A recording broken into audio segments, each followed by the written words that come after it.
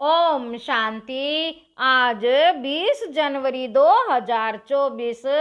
आज की साकार मुरली के अनमोल मधुर महावाक्य हैं। बाबा कहते, मीठे मीठे बच्चे, तुम कल्याणकारी बाप के बच्चों का कर्तव्य है सर्व का कल्याण करना, सबको बाप की याद दिलाना और ज्ञान दान देना। सबको बाप की याद दिलाना और ज्ञान दान देना। आज की मुरली का प्रश्न है, बाबा महारथी किन बच्चों को कहते हैं, उनकी निशानी क्या होगी?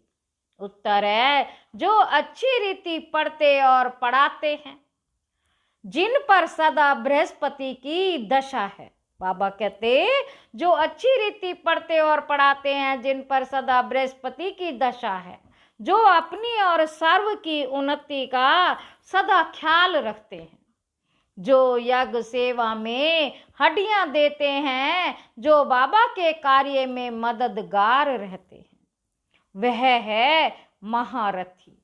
ऐसे महारथी बच्चों को बाबा कहते, यह है मेरे सपूत बच्चे। ओम शांति। आजकल बच्चे शिव जयंती के लिए तैयारियां कर रहे हैं, कार्ड आदि भी छपाते हैं। बाप ने समझाया तो बहुत बारी है, सारी मुख्य बात गीता पर है। मनुष्यों की बनाई हुई गीता को पढ़ते पढ़ते आधा कल्प नीचे उतरते आए हैं। यह भी तुम बच्चे समझते हो, आधा कल्प है दिन, आधा कल्प है रात। अब बाबा टॉपिक देते हैं, उस पर मंथन करना पड़े तुम लिख सकते हो। भाई और बहनों, आकर समझो। एक गीता शास्त्र है ज्ञान का, बाकी सब शास्त्र है भक्ति के।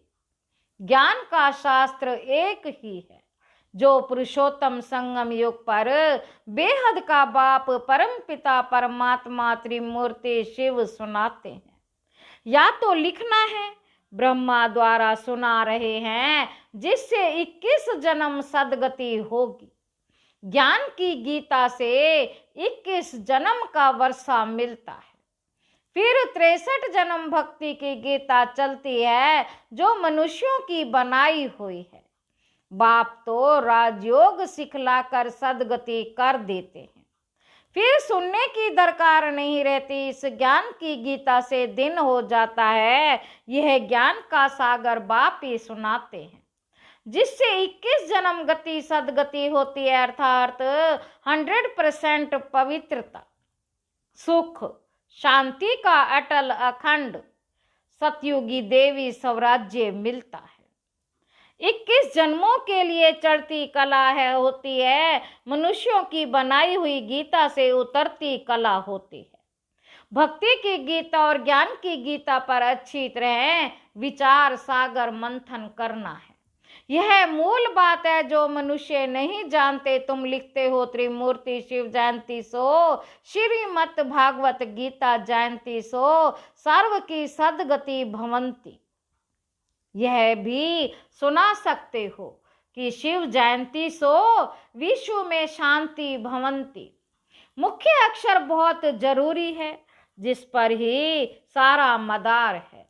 तुम सबको बतला सकते हो कि मनुष्य की सदगति कर नहीं सकते।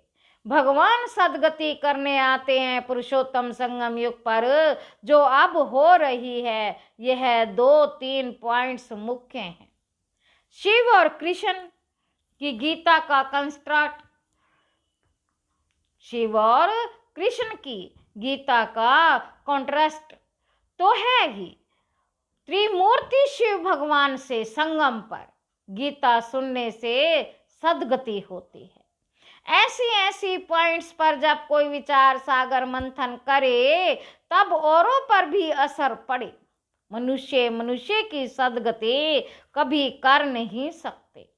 सिर्फ एक ही त्रिमूर्ति परमपिता परमात्मा शिव, जो टीचर भी है, सतगुरु भी है, वह इस पुरुषोत्तम संगम युग पर सर्व की सदगति कर रहे हैं।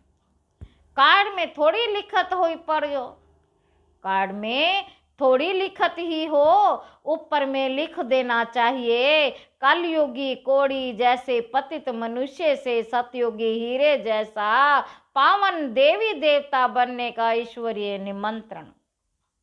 ऐसे लिखने से मनुष्य खुशी से आएंगे समझने के लिए सदगति दाता बाप का ही शिव जयंती मनाई जाती है, एकदम क्लियर अक्षर हो।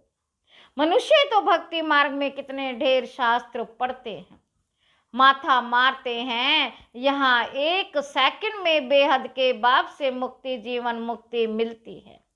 जब बाप का बनकर उनसे नॉलेज लेते हैं तो जीवन मुक्ति अवश्य ही मिलेगी। पहले मुक्ति में जाकर जैसा पुरुषार्थ किया होगा ऐसे जीवन मुक्ति में जरूर आएंगे। जीवन मुक्ति मिलती जरूर है, फिर शुरू में आए व पिछाड़ी में आए, पहले जीवन मुक्ति में आते फिर जीवन बंध में। ऐसी मुख्य पॉइंट्स अगर धारण करे तो भी बहुत सर्विस कर सकते हैं। अगर बाप को जानते हो तो दूसरों को भी परिचय दो, किसी को परिचय नहीं देते तो गोया ज्ञान नहीं है। समझानी तो दी जाती है परंतु तकदीर में नहीं है। कल्याणकारी बाप के बच्चे तो कल्याण करना चाहिए, नहीं तो बाप समझेंगे यह कहने मात्र कहते हैं कि हम शिव बाबा के बच्चे हैं, कल्याण तो करते नहीं, साहूकार अथवा गरीब कल्याण तो सबका करना है, परंतु पहले गरीब उठाएंगे क्योंकि उन्हों को फुर्सत है। ड्रामा में नोंद ही ऐसी है, एक साहूकार अगर अभी आ जाए तो उनके पिछाड़ी ढेर आ जाए।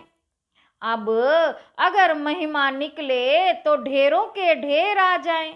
तुम्हारा है ईश्वरीय मर्तबा, तुम अपना भी और औरों का भी कल्याण करते हो। जो अपना ही कल्याण नहीं करते तो औरों का भी कर नहीं सकते।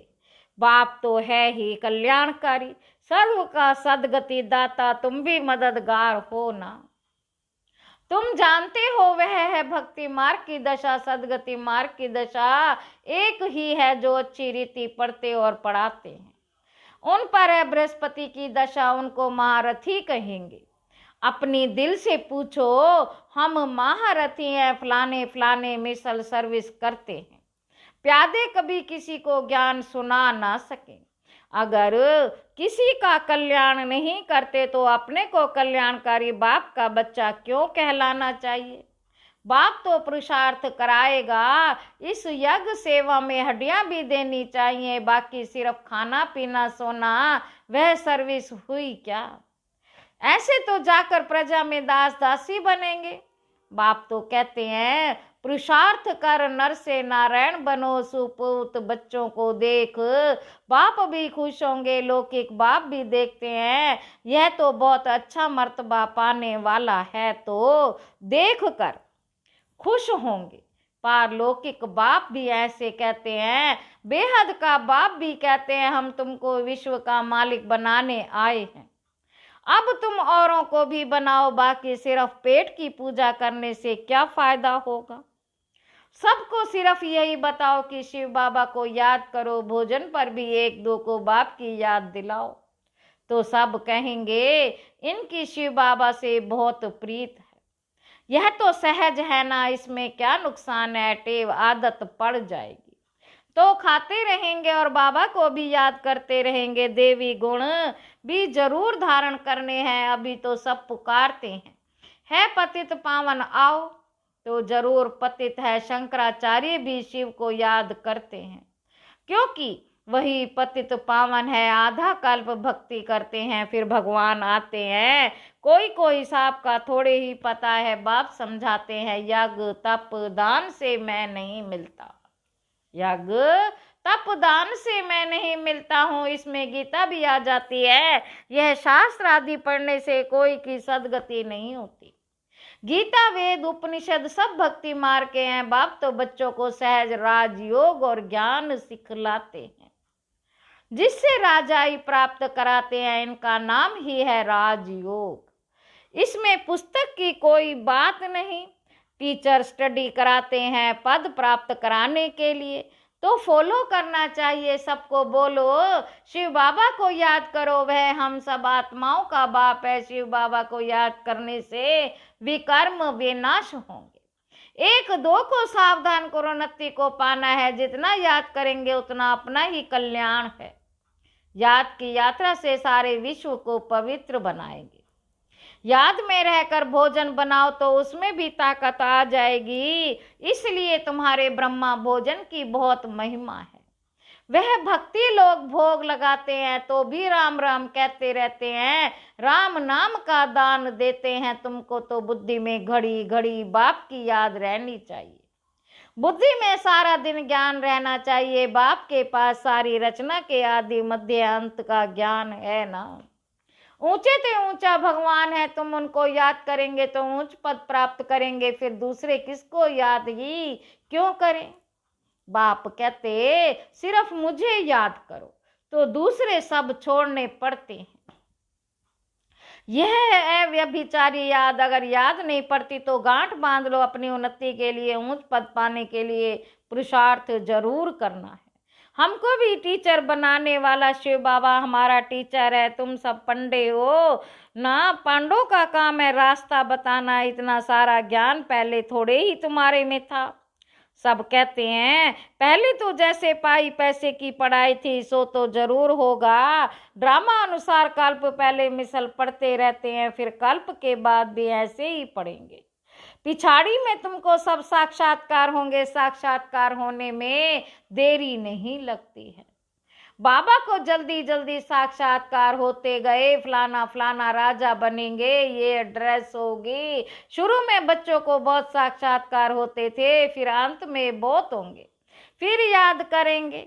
अच्छा, मीठे मीठे सिक्के लदे बच्चों प्रति माता पिता बाप दादा का याद प्यार और गुड मॉर्निंग। रूहानी बाप की रूहानी बच्चों को नमस्ते। हम रूहानी बच्चों की रूहानी बाप दादा को याद प्यार और गुड मॉर्निंग। नमस्ते बाबा, नमस्ते, शुक्रिया बाबा, शुक्रिया। धारणा के लिए मुख्य सार पहला पॉइंट है, भोजन पर एक दो को बाप की याद दिलाओ। याद में भोजन खाओ। एक शिव बाबा से ही सच्ची प्रीत रखो। दूसरा पॉइंट है, यज्ञ सेवा में हड्डियां देनी है। बाप का पूरा मददगार बनना है। सभी गोप गोपियों प्रति मातेश्वरी जी के हस्तों से लिखा हुआ याद पत्र 1961 का। सभी गोप गोपियां प्रति अति याद प्यार। बाद में समाचार कि आप सब गृहस्थ व्यवहार में रहते कमल फूल समान अपनी जीवन में सफलता को पाते रहते हो ना। लाडले गोप तो अब सर्विस को अच्छी रीति उठाने के पुरुषार्थ में लग गए हैं। बहुत अच्छा है। आखिर भी अपने परम पूज्य बाप का परिचय सबको मिलना ही है। ये तो जानते हो कि इस ऊंच प्राप्ति को कोटों में कोई भी पा सकेंगे, परंतु ऐसे फूल जरूर निकलेंगे तो ना। अच्छा, तेज रफ्तार से सर्विस को बढ़ाते चलो। खजाना अविनाशी ज्ञान धन का तो बहुत अनोखा है, अखुट है, जो बाप द्वारा सभी बच्चों को मिलता ही रहता है। कोई इसे प्राप्त कर ले तो जन्म जन्मांतर के लिए माला माल बन जाए। यह चीज ही ऐसी है। कहो लाडले गोप गोपियां, ठीक बात है ना। आप सभी गोप गोपियां इंद्रिय सुखमय जीवन के लिए अनुभव से जीवन बिताते चलो। देखो लाडले गोप गोपियां, अब इस ब्राह्मण कुल की विधि में होने से सबका कल्याण है। फिर तो ब्राह्मण सो देवता अवश्य बनेंगे। जैसे कई अपने गृहस्थ व्यवहार में रहते भी ब्राह्मण कुलवंशी बनकर चल रहे हैं, अर्थात गृहस्थ व्यवहार में रहते पवित्र रहते हैं। हम एक बाप के बच्चे हैं, ऐसी पवित्र धारणा में रहते हैं। बाकी सभी को उस परमपिता बाप के डायरेक्शन पर ही चलना है। इसी को ही श्रीमत पर चलना कहा जाता है। ऐसी धारणा में चलने वालों को ही ब्राह्मण कुलवंशी कहा जाता है। जबकि अब वही बाप टीचर सतगुरु बना है, धर्मराज भी है, तो क्यों ना उनकी गोद का बच्चा बन अपना पूर्ण पवित्रता का अधिकार ले लेना चाहिए, जिससे ही भविष्य में सुख शांति का पूरा अधिकार प्रारब्ध रूप में प्राप्त हो जाता है। कहो लाडले गोप गोपियां, ऐसे सहज राज को समझ गए हो ना। जीते जी मरने अथवा मरजीवा बनने में डरते तो नहीं हो ना।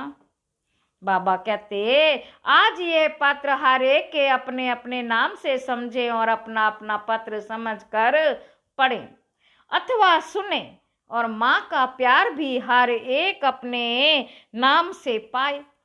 हर एक गोपी प्रति नाम सहित माँ का अत्यंत प्यार। अच्छा, अपना सौभाग्य ऊंच बनाने के पुरुषार्थ में तीव्र वेग से लगे रहना ही कल्याणकारी बनना है। जबकि अभी पता चला है कि स्वयं परमपिता परमात्मा ऊंच वर्षा देने आया है, तो लेकर ही रहना है। अच्छा, छुट्टी लेते हैं। ओम शांति। आज की मुरली का वरदान है, अविनाशी प्राप्ति के आधार पर सदा संपन्नता का अनुभव करने वाले प्रसन्न चित्त भव।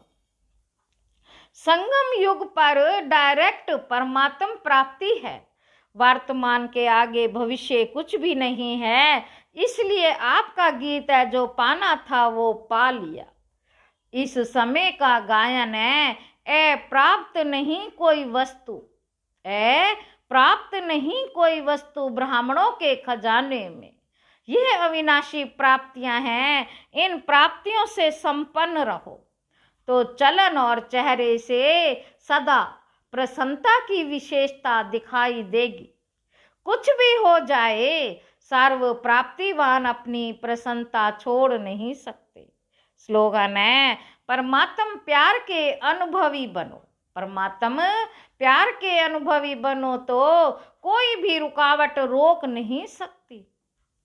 व्यक्ति साइलेंस द्वारा डबल लाइट फरिश्ता स्थिति का अनुभव करो।